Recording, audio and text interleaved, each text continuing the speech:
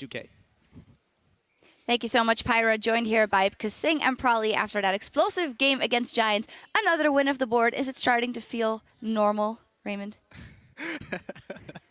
Sorry. Well, going 6-0 when just recently joined the team is a new experience. But I think today's game, though, was one of the hardest that we had because, well, the game, I think we played really bad in the early game. It didn't go so well. And then after we came back into the lead, like, we done a lot of good objective, like, rotational play. But then after we kind of threw it again, and then due to mechanical error, like mistakes and stuff, but then we put out in the end, finally. Well, that's the entire game then. We're done. Just kidding. Tell me a little bit more about the early game. Maybe probably you had the 1-versus-1, and you know one of those things that Giants like to do is get Whirlip rolling, and he did. Did you get a little scared for your team there, knowing that the cannon can be quite impactful in team fights? I wasn't really scared about the cannon. It was more of like the way that Giants play is definitely a version of us that comes out on occasion, and I think that's what happened in this game, where there's just a lot of scrapping and there's a lot of fights without like objectives taken. It's just like we just met in mid lane and we fought, you know? Yeah. Right? Yeah. So that kind of thing, I think once like Odo died top, I was like, this might be one of those games where everyone is just fighting all the time.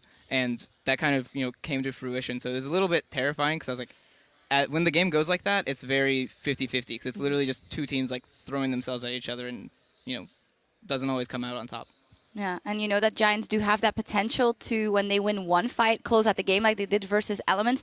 After Rio got caught there at their base, what would you have said to your team if you were able to communicate with them at that moment? Like after Rio got caught? And after they pushed fight? up, yeah, and then pushed up top. Stop sucking. No. I probably at that point I probably been like, all right, guys, we need to like stop the bleeding and like get back into kind of like the groove of the game, because once the game starts going our way, it's really easy to read the next move.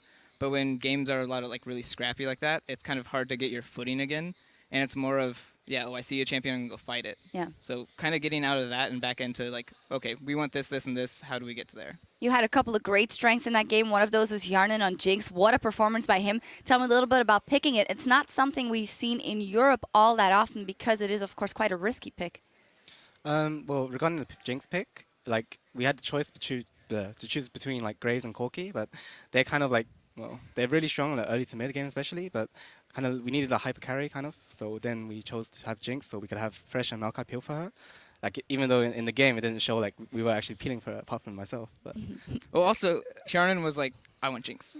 yeah, Like, when it came down to it, it was like, oh, they banned Kalista, they picked Sivir, and he's like, okay, I want Jinx against this. And it's like, all right. So do you think that's also because he's feeling more secure at your side and you guys have been able to practice a lot and play a lot and win a lot, and that he wants to pick up that champion?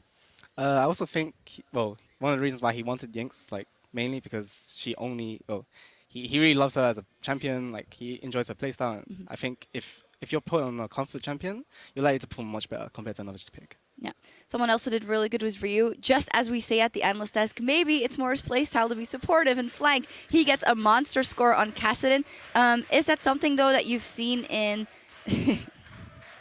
The crowd is already hyped for our next game coming up. Is it something you've seen in Ryu, the fact that maybe he likes to be that carry, or is he not bothered if he's put more in a role where he's just supporting the team? Ryu's actually like really hard to read sometimes, because I'll see him play like Lulu, or he'll play like Lysandra or something like that, like someone who's not the highest damage scaling, and he'll be kind of like, oh, they're going to kill Hjarnan, I'll stop them. And then other times, like in scrims, he just goes really ham on an assassin and like wants to start all the plays. So I haven't really figured out what he wants to do, like as a role. He kind of just molds between different things, and I think that's actually really easy to play with, though. All right. Well, thank you guys very much. You're keeping that winning streak going. It's all good here. Thank you very much for joining us. Yeah. We have a special guest in the studio this week, so let's check in with QuickShot, who's on stage with one of the